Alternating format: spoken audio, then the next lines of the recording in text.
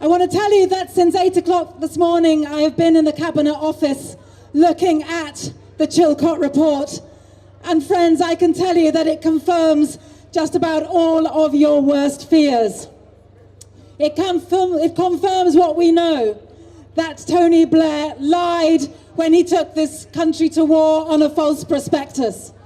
It lays bare for us to see that he made commitments to George Bush 6 months before he stood up in Parliament saying Saddam Hussein could still avoid war. That was not true, and we will hold him to account. He lied by setting standards for the weapons inspectors, which he knew would be impossible for those weapons inspectors to meet. He lied by pulling those weapons inspectors out of Iraq before he knew they had been able to finish the job that had been set for them. He lied when he said that the threat from weapons of mass destruction was growing, when he knew there was no evidence to make that case. And so, friends, we have been right to be holding Blair to account.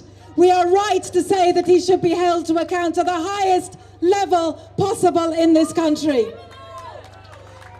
Friends, I believe that Tony Blair is a war criminal.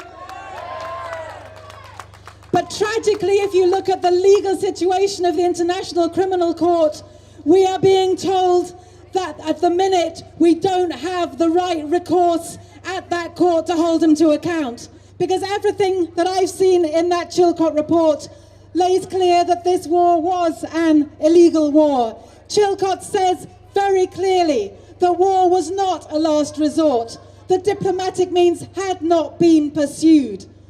And one of the most shocking things about looking at that report is the cavalier way in which Tony Blair put the lives at risk of our own service personnel as well as the lives of people in Iraq.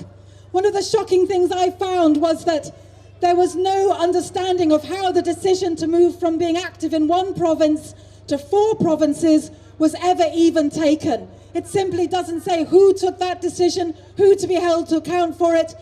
Basically, Cabinet was sidelined. Blair took these decisions with a tiny group of people, sidelining even his own Attorney General. So, friends, we must make sure that this can never be allowed to happen again. Serious changes need to happen to our Parliament, the way in which it works, as well as continuing to hold Blair to account.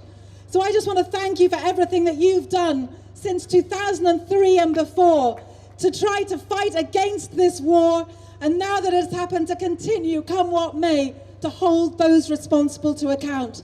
I believe this Chilcot report helps us in that aim, and I will be with you every step of the way. Thank you.